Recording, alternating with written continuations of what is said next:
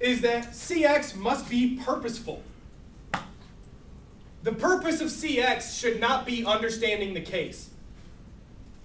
Like if you don't understand the case, if you don't know what plaintext is, if you don't understand the internal link between X and Z, it might be a good idea to take that 15 or 20 seconds of prep and read the card or read the plaintext. And if you're still confused, I promise the judge is.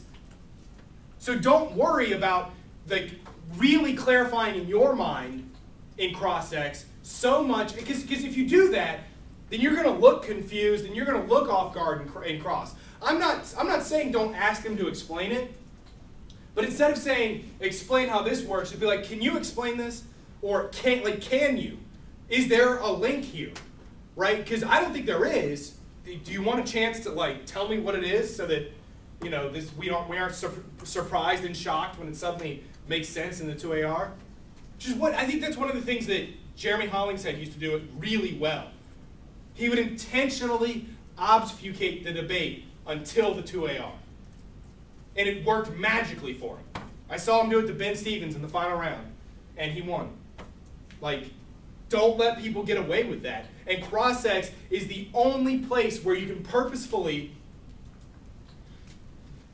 get meaningful clarification that matters. But winning at CX puts you ahead in the round. Because if you can get meaningful clarification on arguments, then you prevent intentional obfuscation. You take away win conditions. You take away wiggle room from the affirmative. Because if you hammer them down on what exactly the implementation of plaintext is, or what exactly is the link between your solvency and the impact on advantage 2, or what exactly is the scenario for that impact, then that can't change. Or at least they're a lot less likely to try and change it, or try and obfuscate or shady their way into a new advantage. And if they do that, the judge is going to be a lot better at catching it if you've clarified it. Like, I don't think it's all that fair to expect a judge to hold the affirmative accountable for the 1AC if you're not willing to. I mean, as a judge, I'm not going to call for the 1AC and read it and make sure that the 2AR matches or mirrors the 1AC. Unless there was some, unless that's really called for in the round, unless something obvious changed. But I may or may not pick up on a nuanced change. I'm playing Minesweeper during prep. I'm not really all that concerned about, holding people accountable. That's your job as the negative debater. So get meaningful clarification. Get meaningful concessions. Don't go off on tirades and cross-X because somebody's annoying you with their non-responsive answers if the concession that you're going for doesn't matter.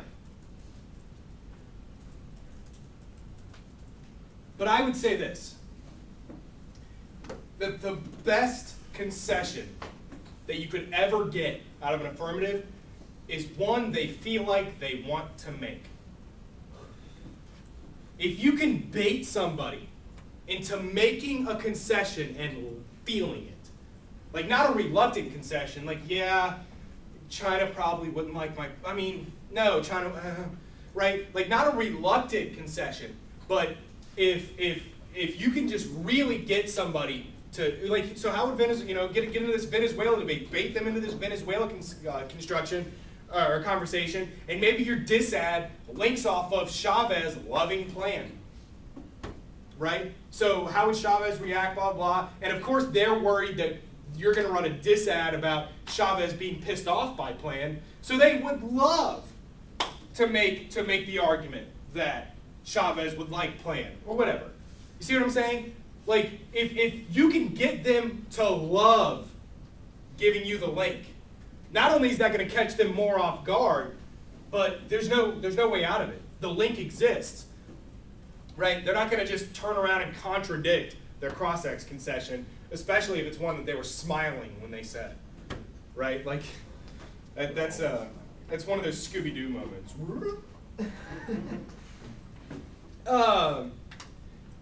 I think that if you're doing everything right, you shouldn't need a bunch of prep prior to the 1NC.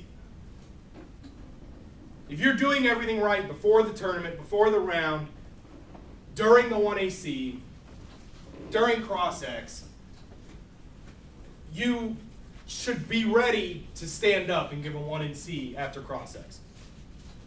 Or you should be ready to take 30 seconds to organize your papers to stand up and give a 1NC. If you're thinking during prep before the 1NC, then I think you're probably doing something wrong, or at least not doing something as well as you could. You see why? Right? You see how 3 minutes and 30 seconds before the 1NR could help you make a lot better decisions during that 1NR? Right? And I would argue that you should use all of your prep, even if you don't need it. I would argue that if you're not using all of your prep, on the negative specifically, but also on the affirmative, if you're not using all of your prep, then you're wasting an opportunity to chill, to make sure that you're organized. It's not impromptu. In impromptu, you're kind of cool. You're machismo if you've got 45-second preps. I got this. But that's a trade-off, right? In impromptu, you get more time to talk. The amount of prep you take in debate does not affect the length of your speech. And I think that people feel pressured to use as little prep as possible during the round, like before the 1NR. Don't feel that pressure. If you've got a minute of prep left, then what you should be doing is making sure that you're organized, making sure that you're not leaving a piece of paper on the desk. I can't tell you how many times I've done that. And like during my speech, had to find that piece of paper, making sure that you're not losing a piece of evidence somewhere, or that you've got everything. You've got a minute. Use it. Be organized. Chill out. Just breathe. Right? And that, I think, psychs out your opponent.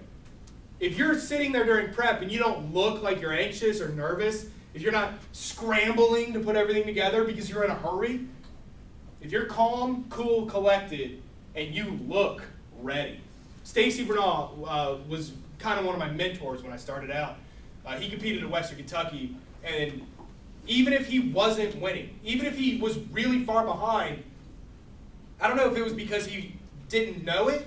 Like I don't know if it's because he didn't realize he was behind. But he never looked behind. Ever.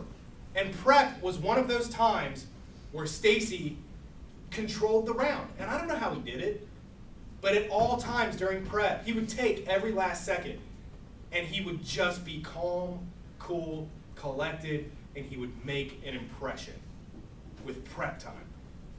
And I'm not saying we can all do that, but I am saying that if you can get offense during prep, you should do it. And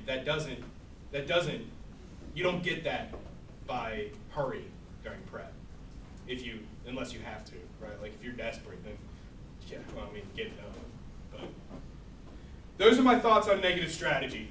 And if I could leave you with a couple of things, it would be think strategically, be ready to adapt with modular organization, and always understand what you're getting. I'll be happy to answer any questions, but I think I'm over. So go ahead. Just quickly, do you have any tips for cross-X of the NC? As the 1AR?